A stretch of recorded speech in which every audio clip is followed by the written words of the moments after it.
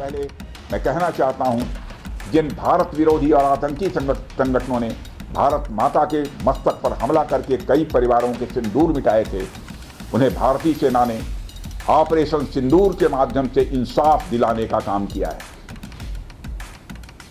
और इसके लिए आज सारा देश भारतीय सेनाओं का अभिनंदन कर रहा है।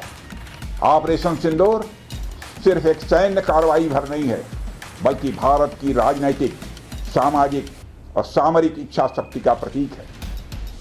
यह ऑपरेशन आतंकवाद के खिलाफ भारत की दृढ़ इच्छा शक्ति का और सैन्य शक्ति की क्षमता और संकल्प शक्ति का भी प्रदर्शन है। हमने दिखाया है, भारत आतंकवाद के खिलाफ जब भी कोई कार्रवाई करेगा तो आतंकवादियों और उनके आकाओं के लिए सरहद पार की जमीन भी सुरक्षित नहीं रहेगी। भारतीय सेनाओं ने ऑपरेशन सिंदूर को पाकिस्तान में मौजूद आतंकी ढांचा ढहाने के उद्देश्य से लॉन्च किया था।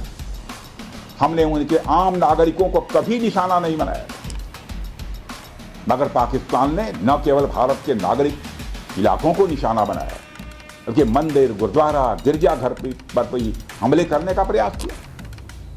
भारतीय सेना ने शौर्य और पराक्रम के साथ साथ संयम का भी परिचय देते हुए पाकिस्तान के अन्य ठिकानों पर भी प्रहार करके करारा जवाब दिया है। हमने केवल सीमा से सटे सैन्य ठिकानों पर ही नहीं कार्रवाई की, बल्कि भारत की सेनाओं की धमक उस रावलपिंडी तक सुनी गई जहां पाकिस्तानी फौज का हेडक्वार्टर मौजूद है।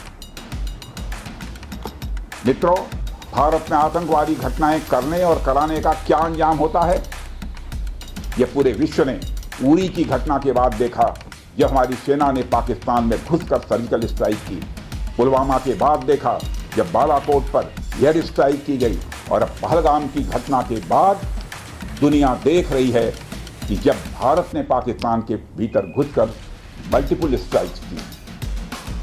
आतंकवाद के खिलाफ जीरो टॉलरेंस की नीति पर चलते हुए हमारे यशस्वी प्रधानमंत्री श्री नरेंद्र मोदी ने स्पष्ट कर दिया है, यह नया भारत है जो आतंक के खिलाफ सरहद के इस पार और उस पार दोनों तरफ प्रभावी कार्रवाई करेगा। यह हमारे प्रधानमंत्री जी ने स्पष्ट रूप से यह संदेश दे दिया।